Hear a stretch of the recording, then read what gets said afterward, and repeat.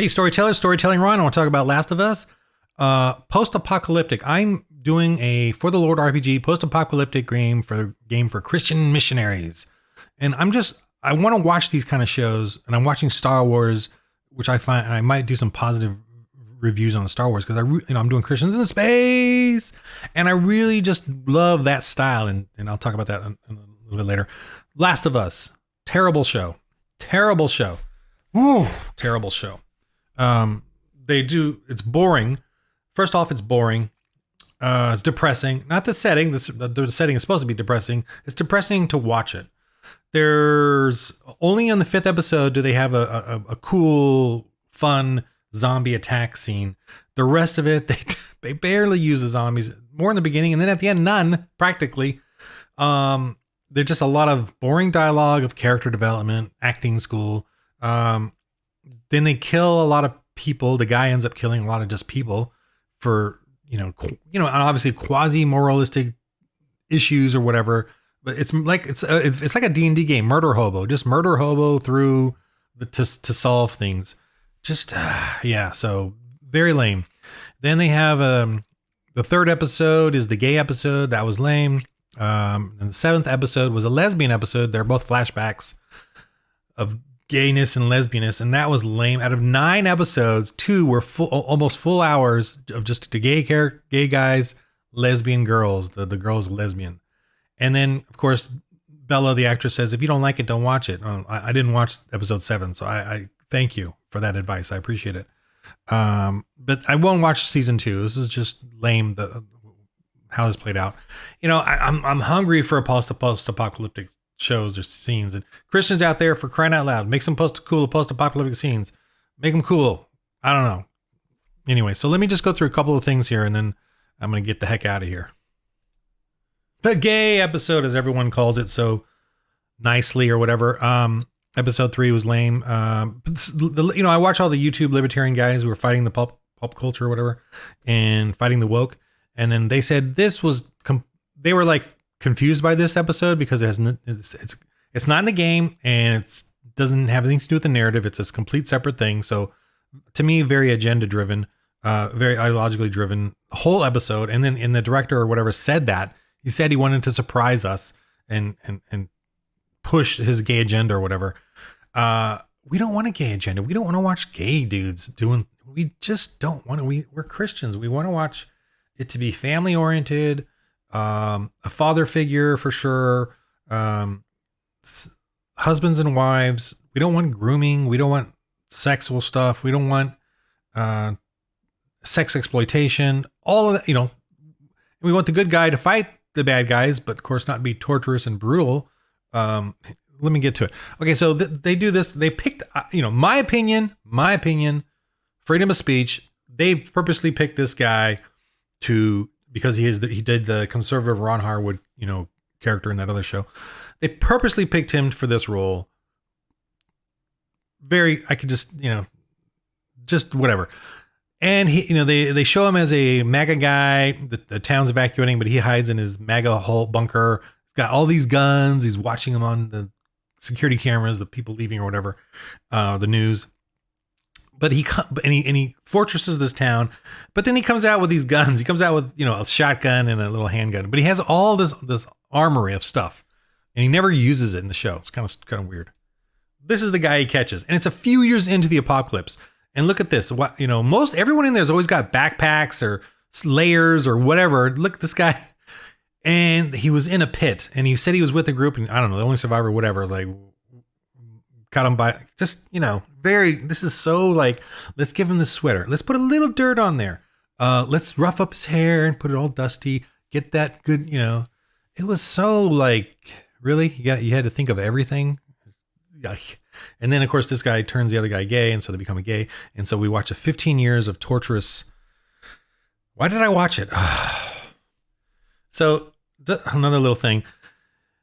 It shows that for 15, 20 years or whatever, they're together. And of course, they do a spoiler alert. They do a mutual suicide. And I said that in the other video, but that is the only. That's the only thing to do with a gay couple at the end. They're not building a community. They're not rebuilding. You can't rebuild. They're committing mutual suicide. That's the end of it. Yeah, that's so. But in this, he for the 15 years, they literally have these white male European dinners. I mean, the way they show the plates and the food and the white male European, and then of course they pair it with a wine, white male European wine, just dogging them on that. So, and at the end, they have a perfect wine for the mutual suicide. This is just the reprobate mind of the left and the progressives or whoever this agenda, what they're pushing. Two white guys, white male European food, white male European wines. How wonderful. Okay, so I'm just grabbing this off of YouTube. I don't know how to capture the video myself. You can't do it through OBS or whatever. So this is a scene where he's got all these guns, all these automatic, armory of guns. I don't remember what he had or whatever. But he pulls out a hunting rifle with a scope, and he's in a white shirt, and he runs out in the middle of the street as they're all the fortress he has and the fire traps are all going off, and the raiders, and he gets shot, and they're like not that far away based on what I saw visually, and he's using a scope, and they're running around and stuff. Yeah, so terrible. I think it was a terrible episode, and pushed this agenda, which annoyed the heck out of me. Anyway, so let me just move on. A lot of scenes like this. A lot of scenes. They're walking, talking. Great acting school. Just sniping at it a little here, but it's just annoying. And then episode 7 is the lesbian scene where she's a young lesbian, and they're in the encampment or whatever, trying to survive. So I didn't watch it. So thank you for the advice, Bella. I'm not going to watch it, and I'm not going to watch season 2. Appreciate that. I will say this. When I was younger, I believed exactly what she believed. I was told to believe what she believed about sexuality, lesbianism, gays. I was so open to all that stuff. I believed exactly what she believed then because people told me to believe that. I am now much older. I have 2 daughters. I don't believe this anymore. I hope, Bella, that you and people like you will stop listening to those fools and realize the truth of husband and wife, father and daughter, father and son, mother and daughter, the wonderfulness of it. I hope that you two actresses will learn that and understand the beauty and truth of joining with a husband and wife and having children, the most amazing, wonderful thing God has given us to do. Okay, so this was annoying. Another ideological snipe, whatever. They're in they get to a commune or co-op of, martial law, people surviving, people in an encampment up in the north, hiding from the zombies, hiding from everyone else, a fortress. And that's the hero's brother survived, and then that's his wife, and then she's all, this is a commune, we're communists. It's just, there's no economy. Communism is a form of whatever. I don't want to get into that. It's just the whole setup and premise is like creating this theatrics. Paganism in what I'm reading in history is about theatrics and pageantry. And they sit, and then they create a show, and then they push their ideology on you, and they push it on you very sneakily, like very, as they're doing a show, and then they bring in their religion and sell you. Once they loosen you up with the wonder of a show, they then bring in, they can't help themselves. They got to bring in their paganism. And that's what this is. Because communism, it's all about control. Paganism is about tyranny, and so is communism. It's just a modern day form of the same old story. So very annoying. And then, because then and I'm going to go to this, then they show a Christian community with a pastor suffering. Oh, and I'm going to get to that right now. So in this episode is really annoying that this guy is like a preacher or pastor, and it starts off with him using Revelation. And all these people are destitute. They're, they show them as being weak and scared, which of course they would be, but let me get to it. And he, though, is the pastor. He's of course the cult leader in a sense. This show is really annoying. Let me just get to what I'm going to get to. Got to get to these images. I'm just scrolling through some of these YouTube videos to find the right images. They got the ubiquitous Bible scene where he's reading out the Bible. It turns out that he fesses up to the girl that he's not really a Christian, and that he's a shepherd leading his sheep, and they're all sheep. They're weak. This is ridiculous. It opens in episode 7 where one raider tries to attack the hero from behind and kill him. And those turn out to be the Christians in the episode 8. And the father died of this daughter. Let me get to that little scene. So this daughter's father, a Christian, attacks the hero and he gets killed by the hero in episode 7. Why would Christians attack from behind? There was no dialogue. There was no hello there. How are you? How are you doing? Can we help you? There's nothing. Why would a Christian just attack? That to me is BS. And there's even a scene, and then comforting the daughter. And in one scene, he comes up to her because she says, "We got to kill him." Why Christians don't just go out and say we're going to kill revengeance or revenge. And they said the Christians like, well, we got to kill the girl too. What Christian just decides to kill? This is not D&D. This is not murder hobo. Okay, the hero murder hobos in this show. That my game for the little RPG is not about murder hoboing. Okay. All RPGs just seem like that. They're all about murder hoping. Anyway, hobo murdering, murderer hobo, whatever, murder hobo, whatever it is. All right, let me just get to this real quick. So the girl catches them trying to get. She hunted a deer, and the hero's sick. He got an infection from the fighting. She needs penicillin or whatever. They, let's talk it over. They were going to steal the deer from her. They didn't know it was her. They just said somebody shot it. They're going to take the deer back to their camp. But then she comes up, get out of there, and then he sends the other guy off, and then he sits with her in a little camp, whatever. And he talks to her like, I'm a Christian, I'm a pastor, I'm caring. And then she goes, why do you, after the zombie apocalypse, did you believe in that BS anymore? It's like,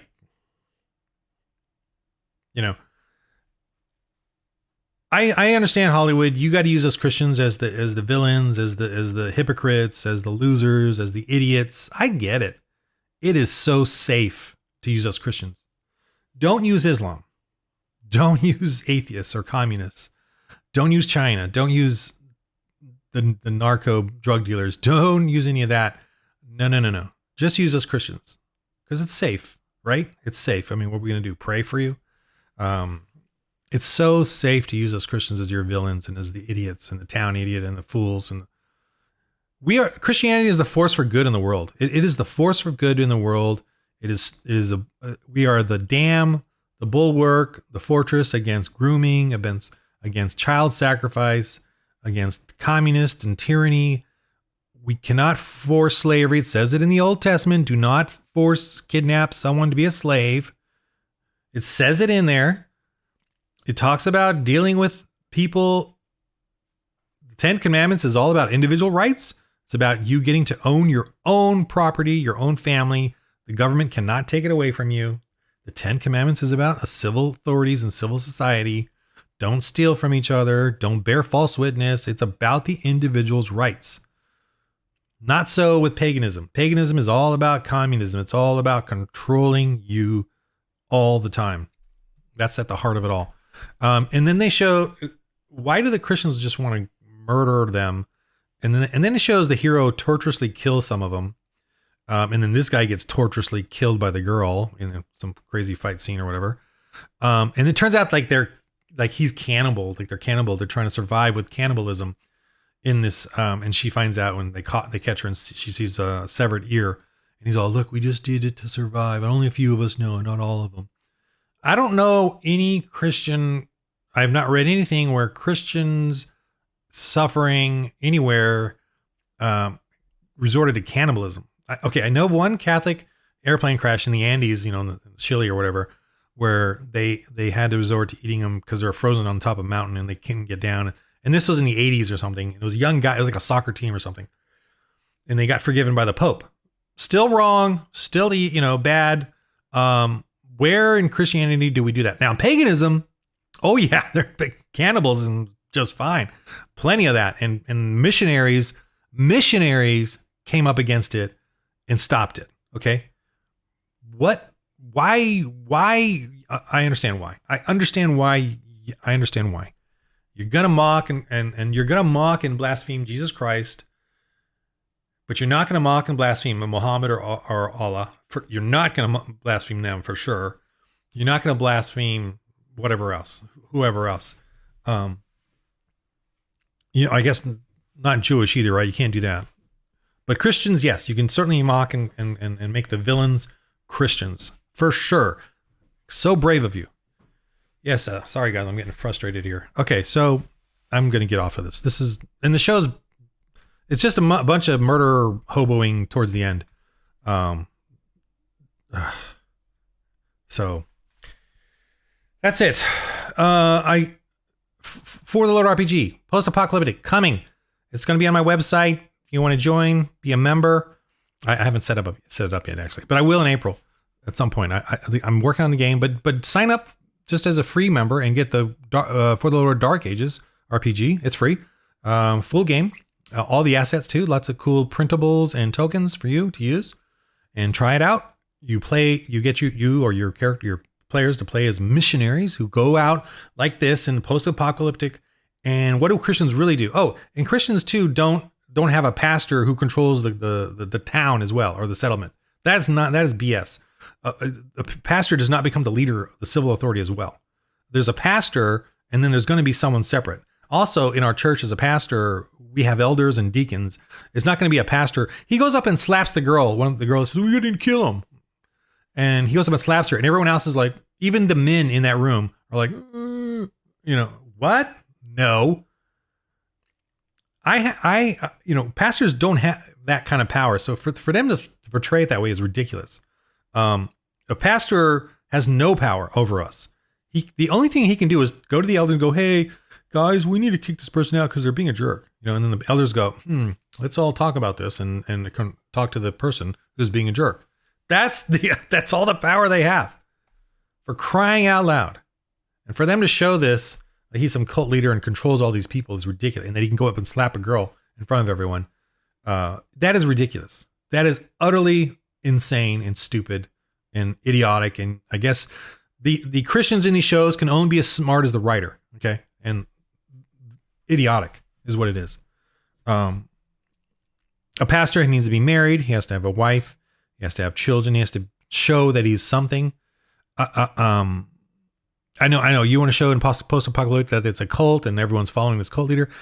Christians wouldn't do that. Christians have the Bible. They're going to reference it even when zombies are all around them. They're going to look at the Bible and look at the pastor and go, are you actually, is this, why do you think we Christians all argue all the time? Because there's no one has the power as Christians. Why do you think there's all these denominations? It's because no one has the power. We don't allow anyone to have the power. We don't centralize power. Sorry, I'm going off on that again. Okay. Anyway. So For the Lord RPG. For the Lord RPG. Join us. I gotta get a good ending moniker or whatever it's called.